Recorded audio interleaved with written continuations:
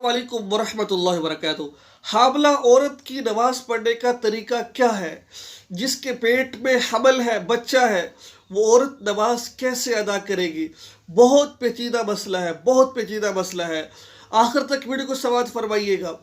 हामला औरत की नमाज पढ़ने का तरीका क्या है?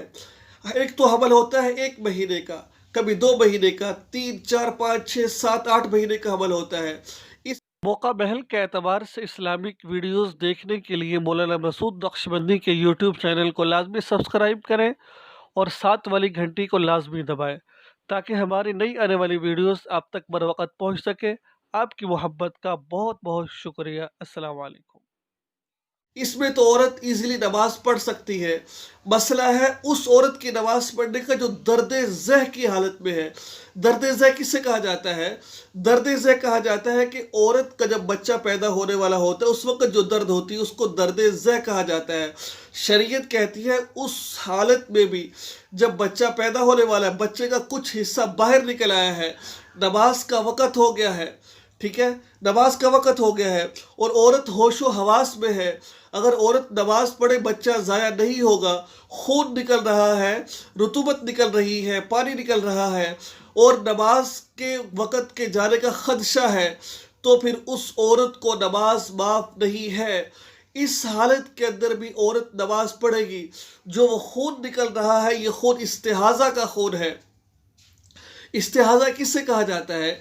इस्तिहाज़ा कहा जाता है कि वो बीमारी का खून होता है। मिसाल के तौर पर अगर जो सा है हैज़ के बाद जो खून आता है और हैज़ की मिक़दार है 10 दिन के बाद जो खून आएगा उसको इस्तिहाज़ा कहते हैं, बीमारी का खून कहा जाता है। 3 दिन से कम खून आएगा उसको इस्तिहाज़ा का खून कहा जाएगा, बीमारी का खून है वो। इसी तरह औरत है, औरत की मिक़दार ज़्यादा से ज़्यादा 40 दिन है बच्चा पैदा होने के बाद, इसको निफास का खून कहा जाता है। इसके बाद जो खून आएगा उसको इस्तिहाज़ा कहा जाएगा, यानी कि मुद्दत के बाद जो खून आता है उसको इस्तिहाज़ा कहा जाता है। बहरहाल इस मसले में तफसील है, वो तफसील में जाना नहीं चाहता मैं। तो फुक़हा फरमाते हैं कि दर्द ज़ह के अंदर जब औरत दर्द ज़ह में है, बच्चा पैदा होने वाला है, बच्चे कुछ हिस्सा बाहर निकल आया है, उस सूरत के अंदर भी और बच्चा अगर नमाज पढ़ेगी बच्चा ज़ाया होने का खदशा नहीं है, नमाज का वक़्त ज़ाया हो रहा है, वज़ू नहीं कर सकती तो तयम्मुम करके नमाज पढ़ ले, लेकिन नमाज माफ़ नहीं है। देख ले आप कि बच्चा पैदा होने वाला है, उस हालत में भी आप अंदाज़ा लगाएं उस हालत में औरत को कितनी तकलीफ़ होती है, कितनी मुशक्क़त होती है। तो हदीस मुबारक में उस सूरत में भी औरत को नमाज माफ़ नहीं है। आप अगर ये मसला देख रहे थे मसला देख सकते हैं, फतावा दारुल उलूम जिल्द नंबर 4 सफ़ा नंबर 441 में ये मसला लिखा हुआ है।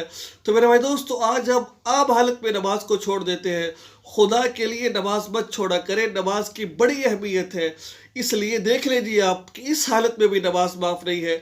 अल्लाह ताला हम सबको और बाजमात नमाज अदा करने की तौफीक नसीब फरमाए। अस्सलाम वालेकुम व रहमतुल्लाहि व बरकातहू।